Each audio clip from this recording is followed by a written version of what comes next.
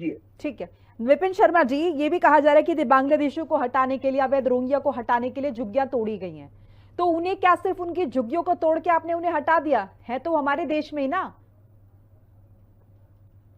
देखिए, ये गंभीर मुद्दा है और मैं उम्मीद ही कर रहा था कि आप ये सवाल पूछें। बड़ा अहमियत रखता है ये सवाल। जी। देखिए, यहाँ पर पारदर्शिता, जो पेज जो फंसा है और जो प्राथमिकता देनी चाहिए सरकार को, जो सत्ता में काबिज है इस समय, जिनकी जिम्मेदारी है, उनको ये देखना चाहिए, सुनिश्चित करना चाहिए कि जैसे कानूनी भाषा में बोलते हैं कि 10 दोषी छूट जाए लेकिन एक निर्दोष को, बेगुनाह को सजा नहीं मिलनी चाहिए। उसी तरह से जो सही मायने में निवासी है, नागरिक है, तो अगर मान के चले हाइपोथेटिकली वो अवैध तरीके से रह रहा है, सरकारी जमीन पे कब्जा है, तो अगर आप उसको, उसके मकान को तोड़े हैं, तो उसके पुनर्निवास की भी आपको पहले सुनिश्चित करना है कि कहां पर आप उसको बसाएंगे, रिहेबिलिटेट कहां करेंगे।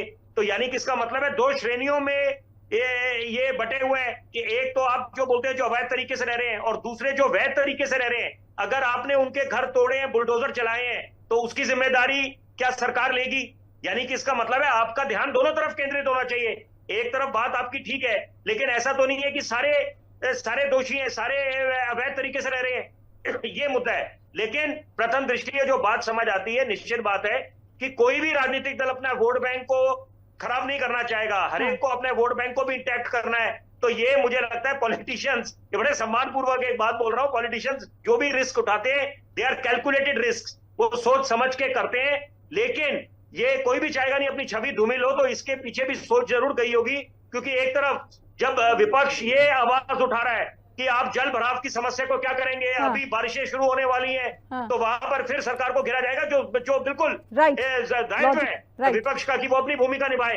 और दूसरी बात, कानून व्यवस्था को लेकर सवाल पूछे जा रहे हैं, तो वहां पर अगर कोई अवैध लोग रह रहे हैं, तो वो भी एक समस्या है। लेकिन आपको मानवता को भी मद्देनजर रखना पड़ेगा। सवाल ये है, मानवता, बिल्कुल मानवता को भी हम सिरे से नकार नहीं